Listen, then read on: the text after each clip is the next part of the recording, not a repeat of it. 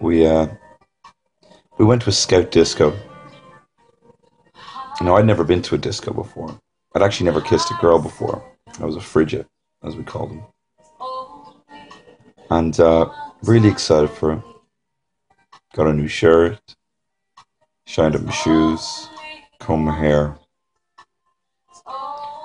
We got there, and I, from the start, just owned that dance floor, man. Circles breaking out, me in the middle, a lot of eyes, a lot of people looking, people chanting my name in a lot of cases.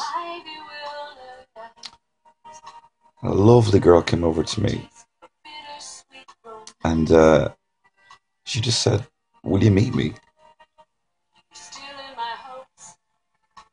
And I said no. I said no. I've only come here to boogie.